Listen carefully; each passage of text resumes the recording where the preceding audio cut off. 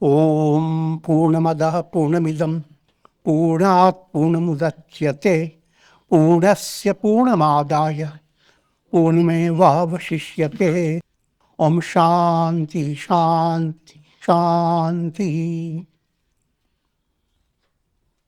Om Brahmanandam Param Sukhadam Kevalam Jnanamurtim Dvandvatitam Gagana Sadrisham Tattvamasya Laksham Ekam Nityam Vimalamachalam Sarvadhi Sakshi Bhutam Bhavatitam Trigunarahitam Sadgurum Tam Namami. Om. Adorations to Sadguru, who is Brahman, the giver of supreme bliss, embodiment of pure consciousness, one without a second, vast as the ether, infinite, eternal, beyond the three gunas and their modifications, the supreme preceptor. Yoga Vasistha. We are entering into Sthiti Prakaraṇa. Just to give you a general view of Yoga Vasistha.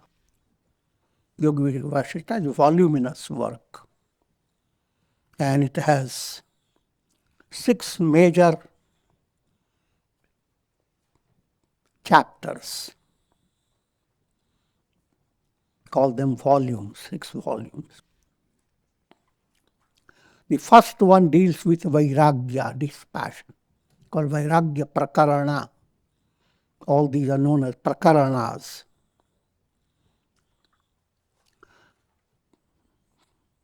That's highlighting the quality of dispassion. Second one is called Mumukshu Vyavahara Prakaraṇa, highlighting the qualities where an aspirant must develop to attain God realization. It is in this section, or rather chapter, that you have been given the 4 gatekeepers: Shama, serenity; Santosh, contentment; Satsang, good association; and Vichar, inquiry into who am I.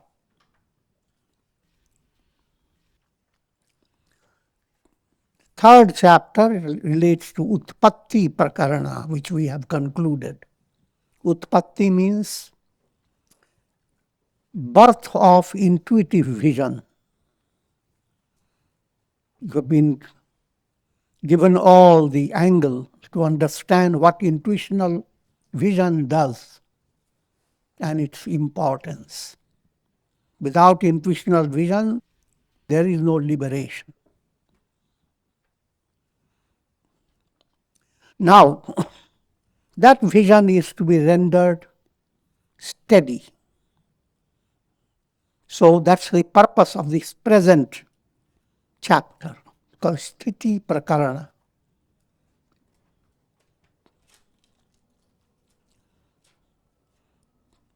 The next chapter that is coming after the 4th is called Upasham Prakaraṇa. Upasham, absolute tranquility.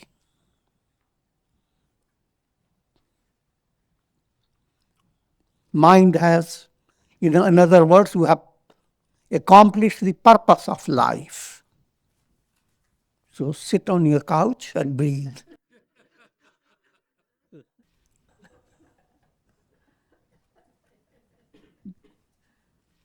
Not in ordinary oxygen. Breathe Satchidananda, Sheetal Mand Sugandh, Satyam Shivam Sundaram. And the last one deals with Nirvana Prakaraṇa, glory of enlightenment. And the last one is the biggest volume. It is in 2 volumes. Purva Nirvana Prakarana, Uttara Nirvana Prakarana. So in brief, there are 7 volumes, 7 chapters of Yoga Vasistha. And we are in the 3rd chapter. Sthiti Prakaraṇa. We give you some highlighted quotation from this chapter. Ye mahamataya santa surashchendriya satrusu janm jvara vinashaya cha ushatya mahadhiya. One may rule the worlds or may attain the position of Indra, the ruler of gods, or Varuna, the ruler of waters. But until this self is realized, he cannot experience supreme peace. It's a big message.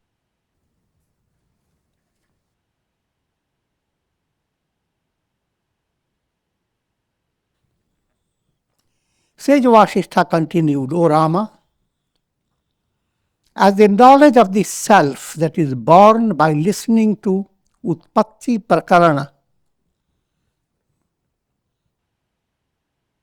the chapter that we have just concluded. The knowledge of self that has come into your mind, the vision of the intuitive knowledge, that vision is to be led to maturity through the present topic known as Sthiti Prakaraṇa, the topic of establishment of the intuitive vision. This world process is like a mysterious painting. First point, understand. Painting can be very interesting. People travel a long distance to see it. It's highly appreciated and costliest painting.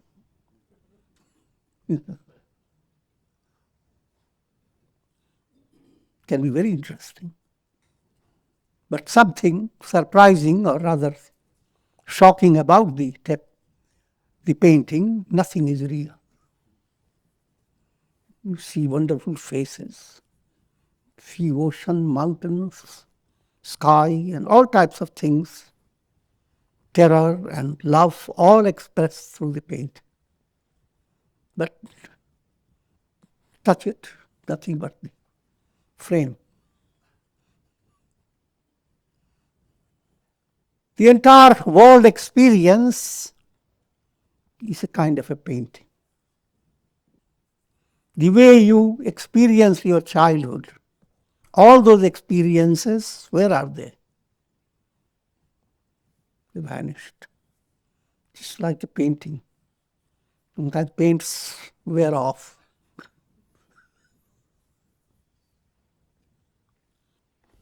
That's old style of giving figurative description of illusion. Modern style, watch the cinema show. Enjoy it. Go on chewing popcorns.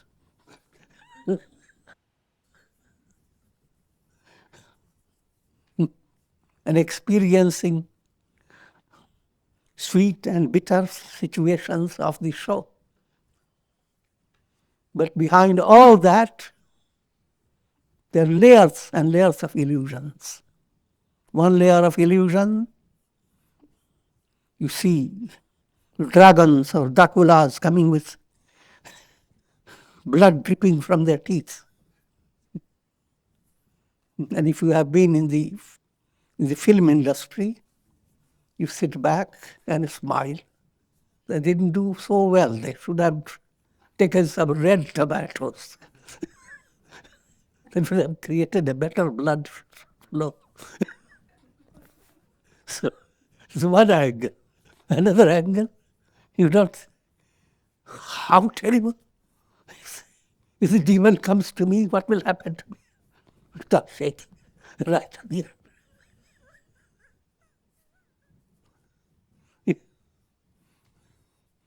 Every pore within your body shakes.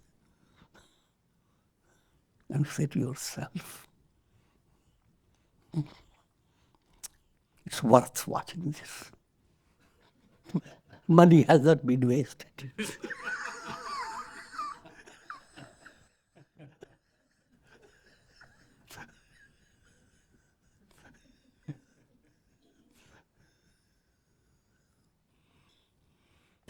All that I'm leading to understand that behind all that, there's nothing but the screen. And all the actings were actors. They may be giving you big teachings about Vairagya, but they are going to be paid for it.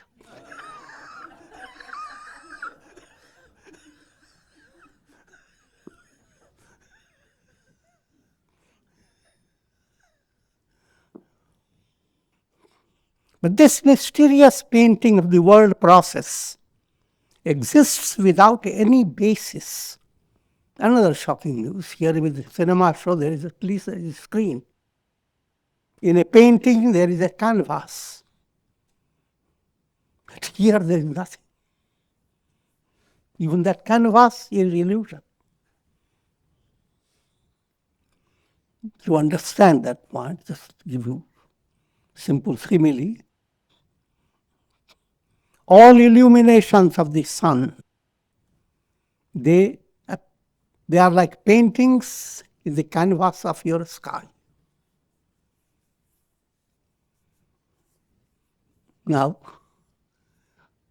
first understand the illusion of the paintings, but then turn your attention to the sky. The canvas of the sky itself is not real. Figure that out. It's nothing but space, indescribable.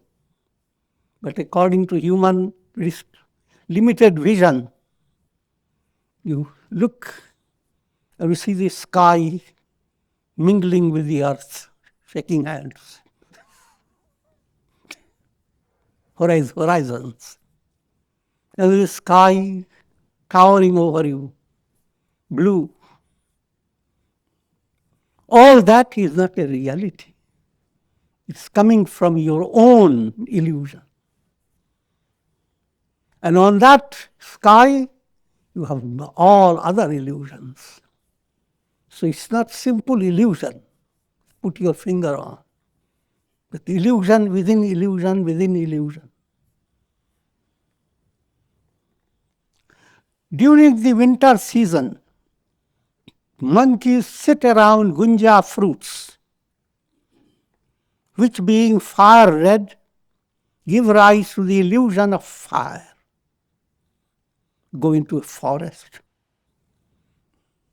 It is all cold and chilly.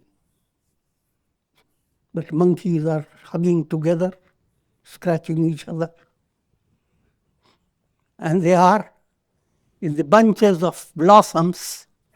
They are so red that the monkeys feel that this is sunrise.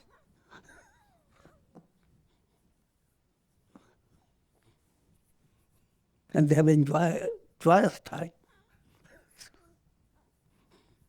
That's the description of all human happiness.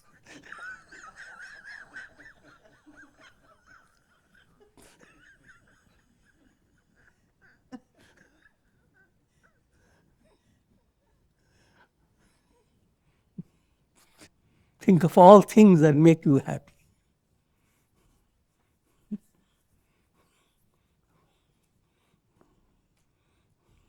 And all those things are like gunja flowers. They don't give any warmth. But your mind creates an illusion that you're receiving happiness through the objects of the world. You're receiving happiness through the pleasures of the senses. You're receiving happiness through money, through progeny, through your power and fame. All these are gunja fruits.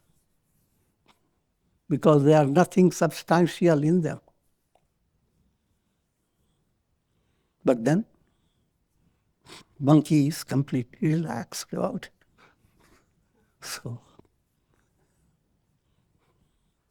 Kemono es.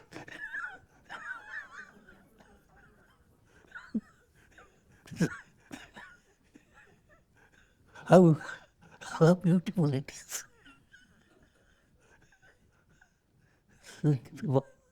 Spanish way of monkey and mono. Anonymous, rather. Synonymous. Putreshana, Vitteshana, Lokeshana. 3 types of joy every soul goes after.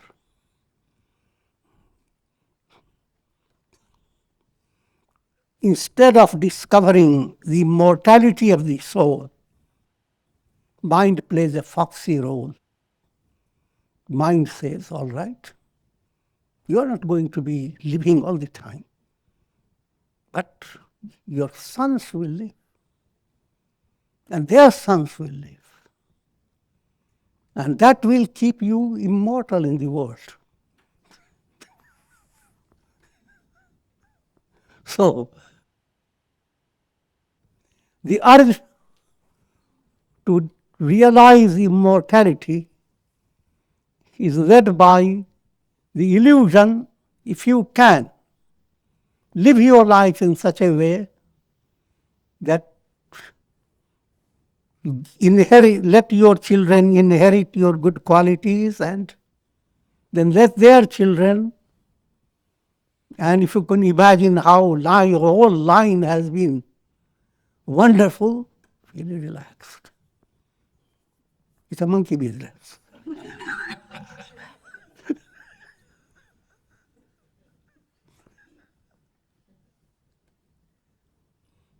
The next type of illusion, if you could become very rich, the mind follows a very simple mantra.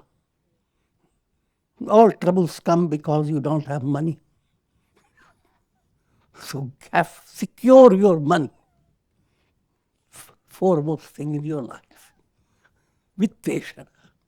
Like money is implying all types of possessions, ownership of so many things.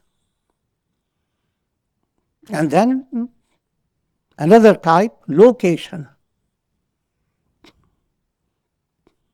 Same mind that follows different forms of illusion.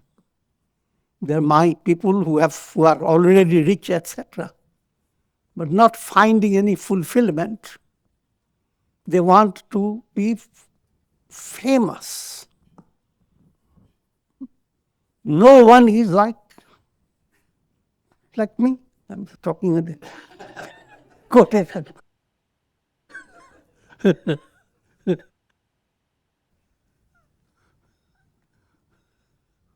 No one ever was, no one ever will be. And the fact is, it applies to everybody. But we don't have to be conceited about it.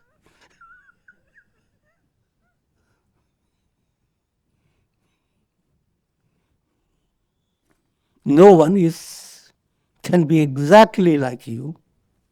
No one was ever in the past exactly like you.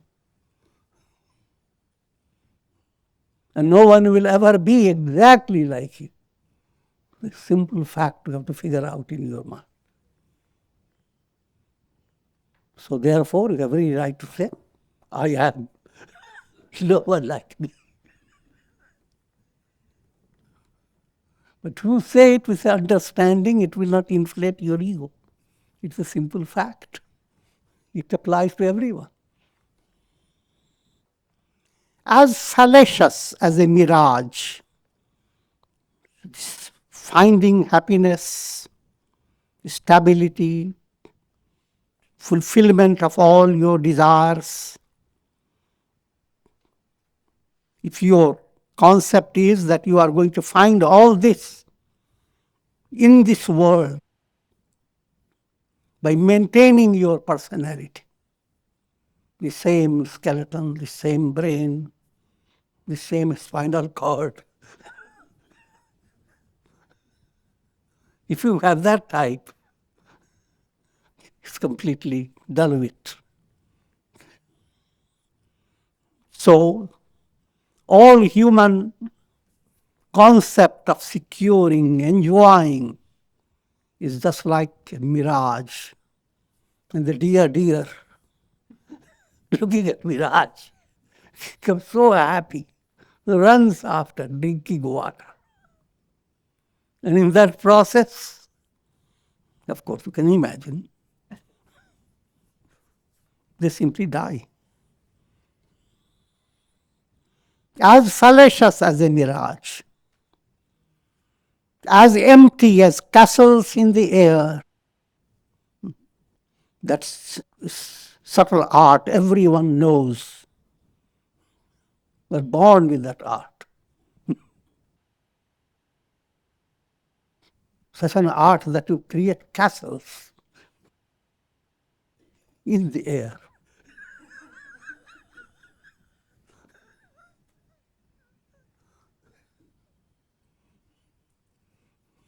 And if you are not doing anything substantial, then the mind goes into that castle and sits on the couch,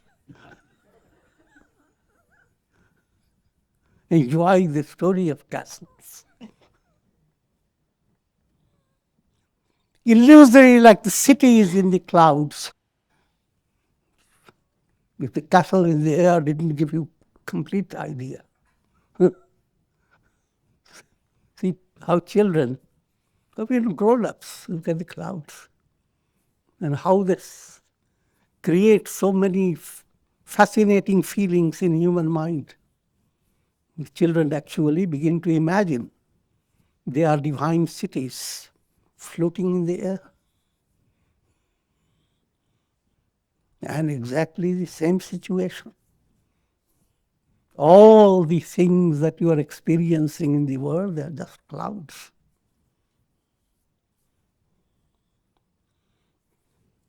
For easier understanding, think of your dream. All that you see in your dream, they are not even clouds. They are not even in real space. They are absolute illusion. This world process has no reality of its own.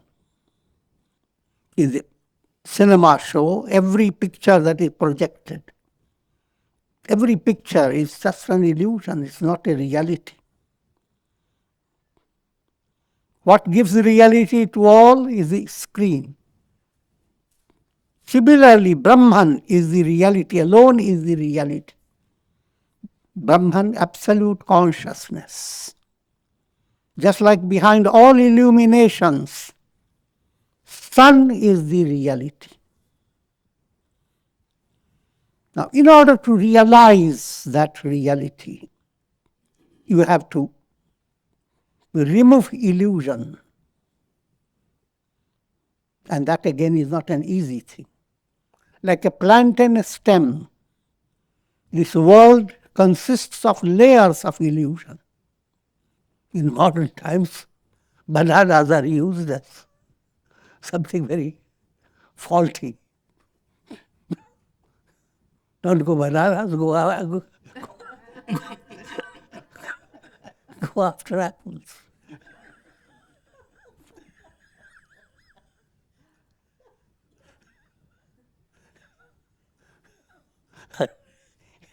It has a source in ancient literature. The whole process is described as banana stem of plantain tree. Why? The stem seems so good. Farmers made research about the stems. They brought big stems to use it for cooking, etc., with thinking that it will hold something internal, something like coconut, something substantial. And the children watch, and the parent peels. One peel gone, another peel gone, another peel gone, all gone. Nothing.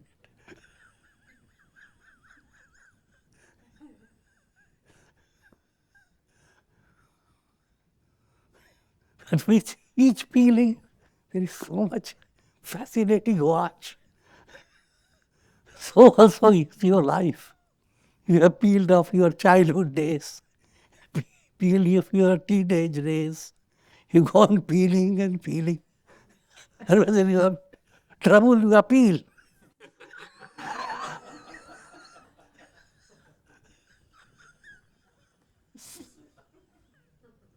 Oh God, give me more substance to peel.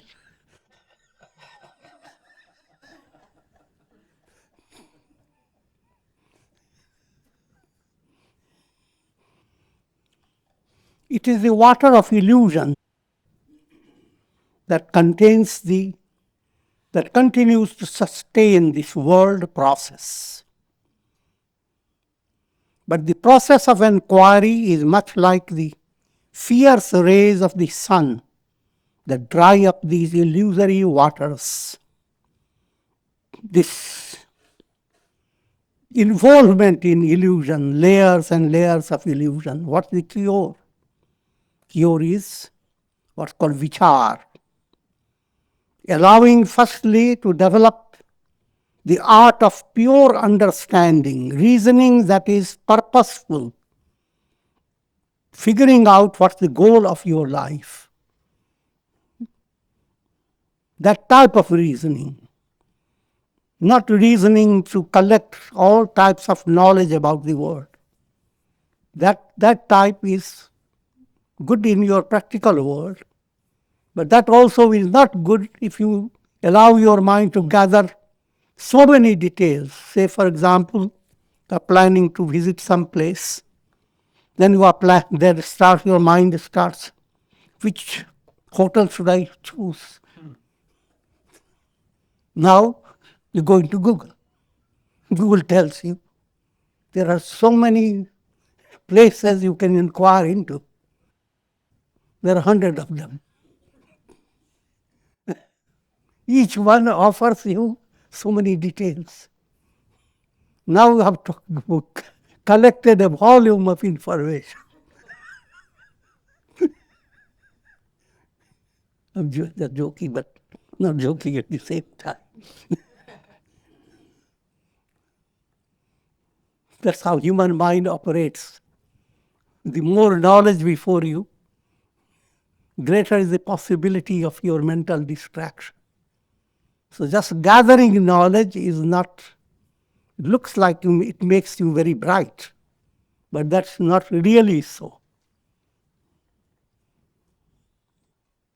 But the type of knowledge, that's one point, and its focus is on discovering who am I, focused on a process leading you to bhakti and mukti, devotion and liberation.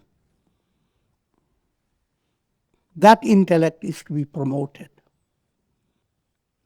When that intellect starts and it turns into intuitive intellect, the operation of intellect in the beginning is like a caterpillar process.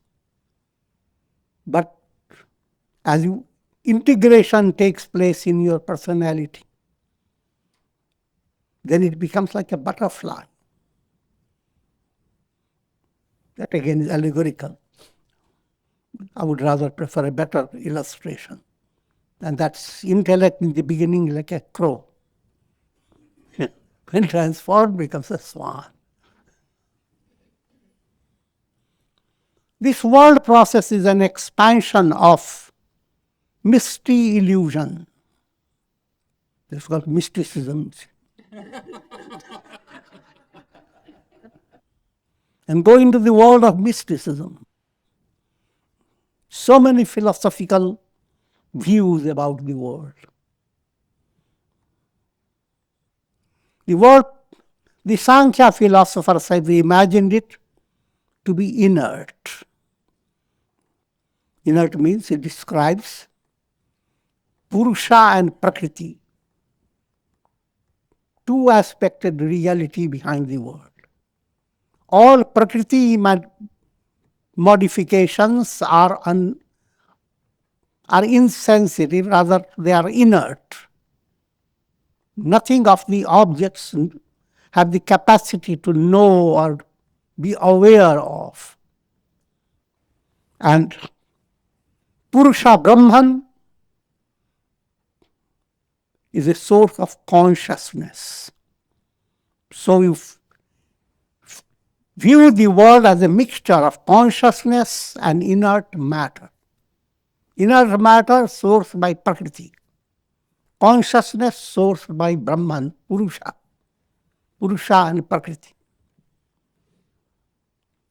Sankhya philosophy is the earlier stage.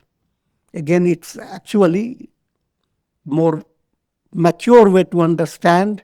Different philosophical systems are to match up with different levels of evolution of a spiritual aspirant. Human mind, suddenly told all this is illusion, cannot grasp it. The mind starts asking, but where does the illusion dwell?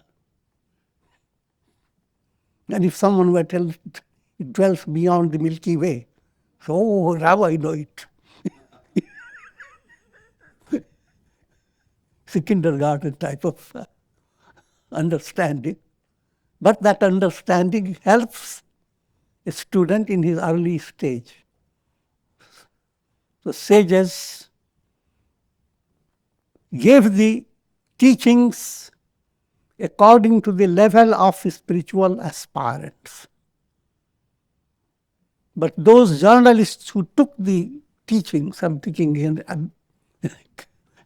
humorously,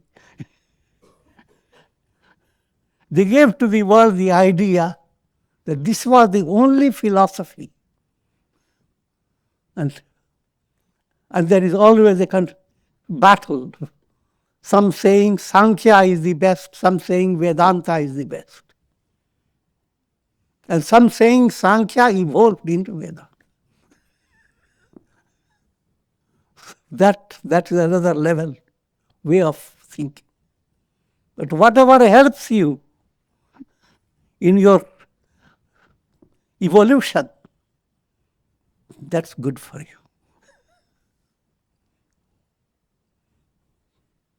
But the final and absolute reality cannot be challenged. In other words, same Sankhya philosophy that said Purusha and Prakriti. Vedanta said, yes, but Prakriti is the magical power of Brahman. So therefore, as long as you are deluded, there is Purusha, Brahman, and there is a source of insentient matter. But when you become enlightened, when you are not deluded by magic, then you look at the magician is just alone. All his magical show was just a projection of illusion. Even with Advaita, non-duality, there are different views. The view of Shankaracharya, the ultimate view, the Shuddha Advaita, absolute non-duality. To help aspirants who have not come to that level, called Vishishta Advaita. Vishishta Advaita, that God exists in both ways. He is absolute, but at the same time, He is also creating the whole world. You shouldn't be confused. These are different stages of understanding. The ultimate understanding, Brahma Satyam Jagan Mithya, Brahman alone is real. Just like we are looking at all the dreams. But ultimate awakening, nothing of the dream ever existed. Sri Rama asked, O sage, if this world doesn't exist in reality, then why have the sages maintained that it exists in seed form during the time of universal dissolution, Mahapralaya? Again, that's for those who are not on the advanced state of aspiration. Sages have described creation and dissolution.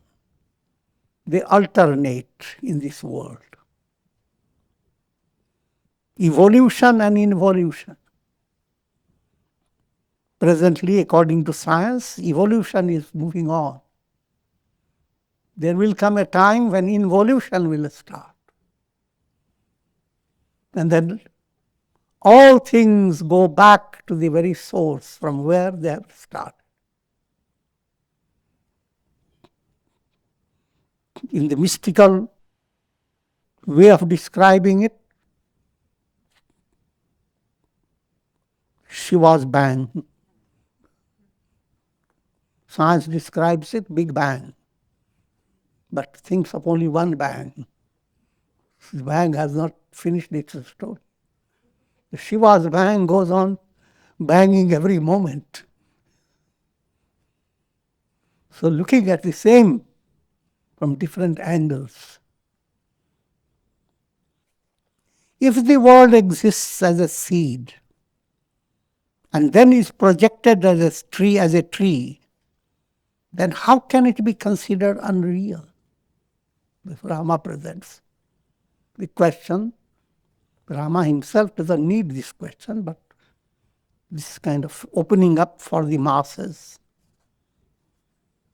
Sri Vasistha said, O Rama, this view is maintained to help the ignorant. When one is able to grasp the fact that the world does not exist, the question of its seed does not arise. How can an illusory tree arise out of an illusory seed? Give you a very simple way to understand. When you pass the night with mental distraction, and you have heard about the stories of Nishacharas, the demons that wander through the night, and open through the window and see so many shadows. There are countless things in this world. It's a whole world of demons.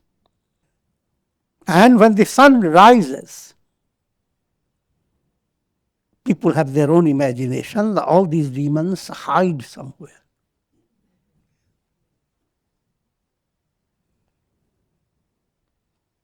What I'm leading you to understand, that darkness has no existence.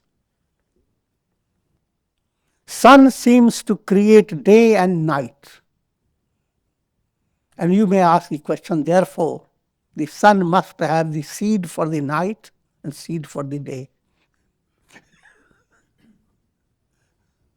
But the sun has nothing but the day. There is no night in it. Night was not created by the sun. But from earthly state, you consider the sun as the cause of your day and night. In other words, darkness doesn't exist. Light exists. Truth alone exists, not falsehood. But this does not resolve the problem until you start doing your sadhana and integrate yourself. Because this statement is in the level of palabras. words you are hearing. What you have heard, it must open up the channel for vichar, inquiry. If it does not open up the channel, if simply stored in your mind like an information, then it becomes palabra. It doesn't have any basis. It may. Still, it will not be completely useless. One day, when you begin to develop this passion toward the illusions of the world, you will remember those palabras.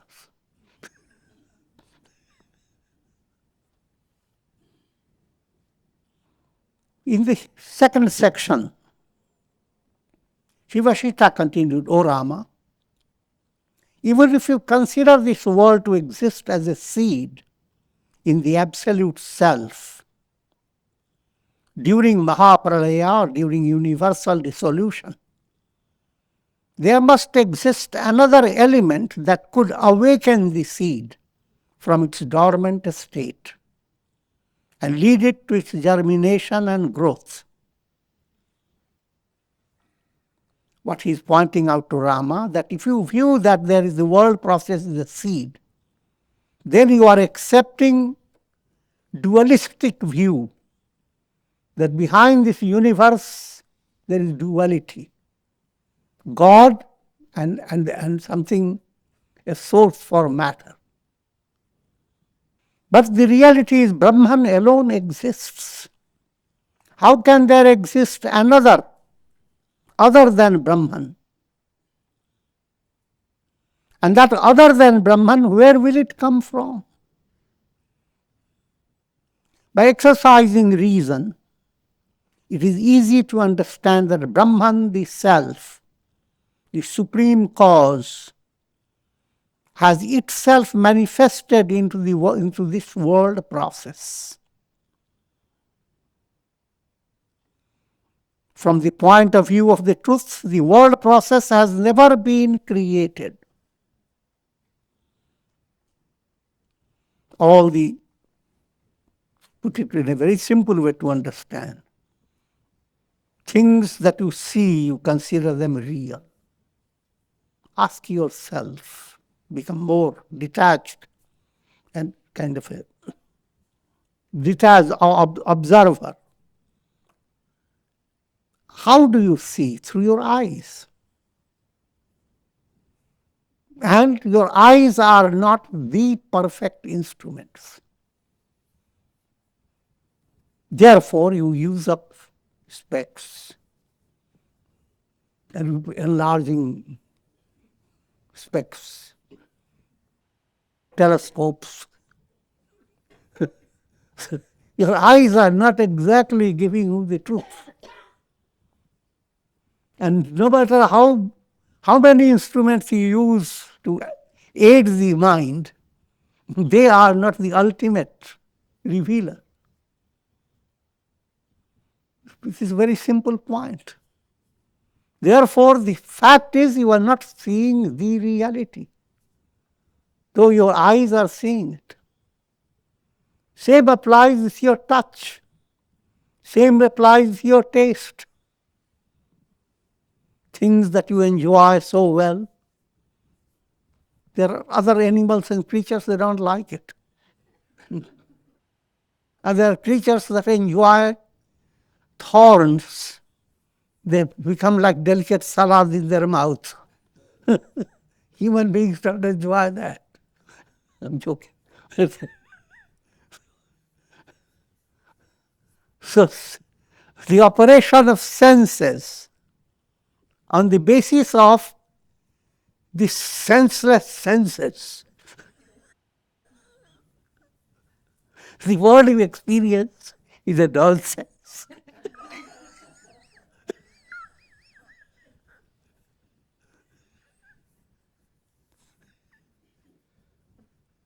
This is a broad truth.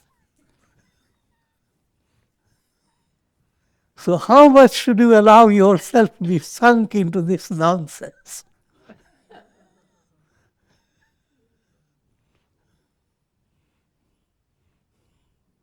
So begin to spur up and be focused on getting out of this all nonsense. The source behind all your senses, mind and intellect. What is that source? And that source is your reality. You are the source. And that you is not your ego. And that doesn't require much difficult philosophy to understand. When you sleep, your ego moves away from you, just like you put your slippers away and then you go to sleep. Leap into sleep. And ego itself has to be taken away like a slipper. So ego-based, all your experiences, they are not you. They are not defining you. They are not in any way limiting you. Neither they are enhancing you, nor they are diminishing you. You are ever the same. That you is not to be confused with your ego. Ego is your shoes. Shoes are not you.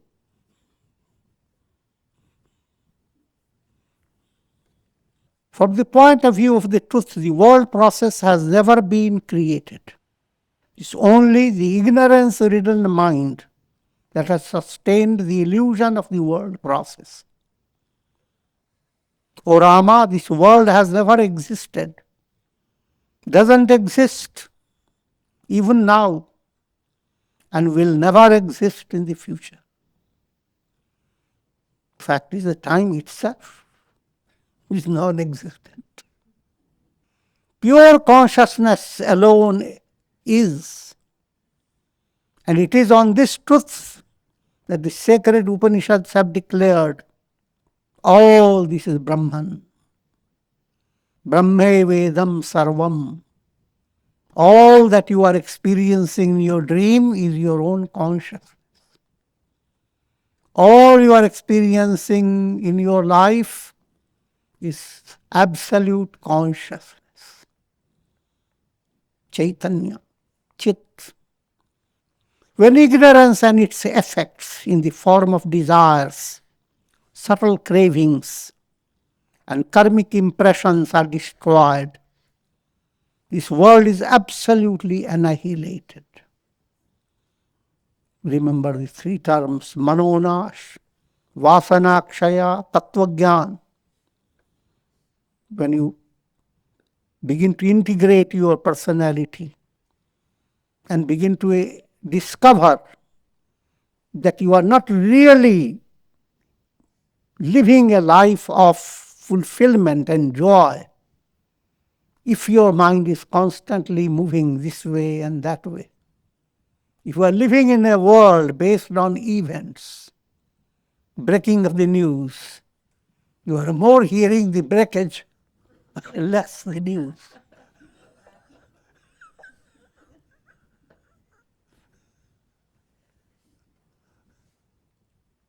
But when you move away from the breaking aspect, with serenity, you are going after the real news, a discovery of who you are. So Manonash, as Manonash advances, your vasanas, the subtle impressions undergo a transfiguration. You do not hold impressions of things that are illusory. The things that are meaningful, your mind holds them. The serenity-based impressions, those impressions now are totally of a different nature. With a serene mind, the world pours God's glory into your mind. Amazing glory. You don't have to go far and wide. You simply ask a little frog to open its mouth.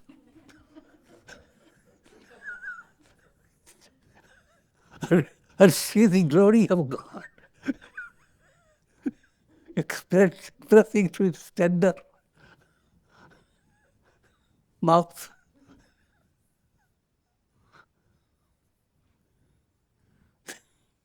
The world is filled with divine glory. With serenity, you are capturing the glory of God without going here and there, etc. As vasanas become purified for Vasanakshaya, all the impure vasanas come to dissolve. Then comes Tatvagyan. Like clouds are moved away and the sun shines. When the sun shines, you don't go on talking about where did the darkness go. Did you see how they were running? There is absolute resolution to all problems. That's truth. Brahman, aham brahmasmi. So with this I will conclude. Om Purnamadaha Purnamidam Purnat Purnamudachyate Purnasya Purnamadaya Purnamevavashishyate Om Shanti Shanti Shanti.